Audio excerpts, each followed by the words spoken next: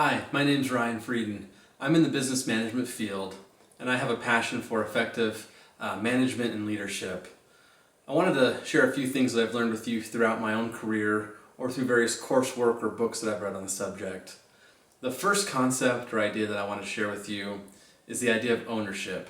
And by that, I don't necessarily mean owning your own company, but rather having an ownership mentality within your own sphere of responsibility.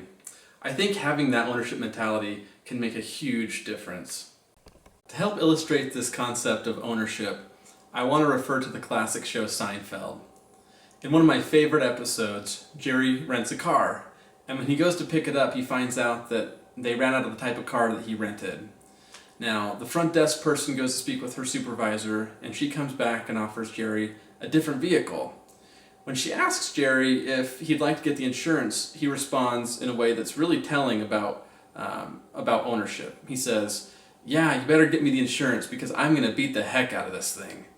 And I think that's the difference between owning a vehicle and renting a vehicle. When you rent a vehicle, you don't really care as much if it gets scratched or dented. But when you own a vehicle, you really care about the scratches, the dents. You're more cognizant of those. You're more likely to park in a nice wide space to avoid your car from getting damaged in the parking lot.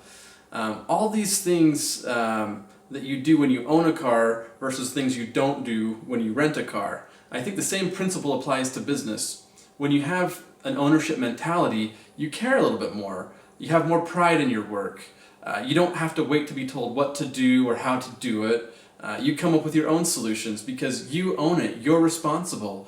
And I think having that ownership mentality can really benefit not only your business, but you professionally as well.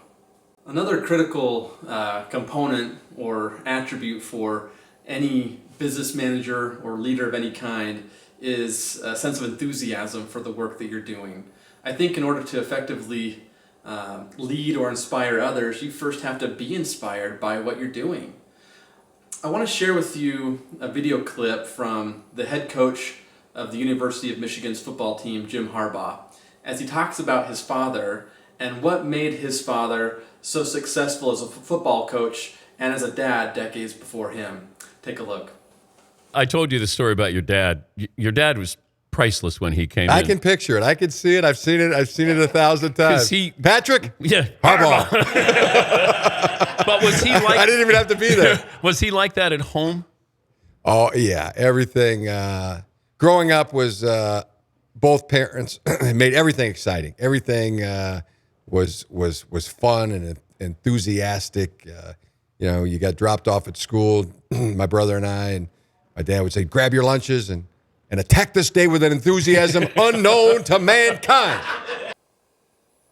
The last concept, and perhaps the most important that I wanted to share with you, is that for a leader to truly lead effectively and to bring about positive changes within their organization or their team, leaders first need to be willing to change themselves. If something's not going the way that you want as a leader, if the organization is heading in the wrong direction, rather than looking externally, good leaders look internally and say, "What can I do? What can I change?" Having that mentality quickly spreads throughout an organization and inspires others to do the same.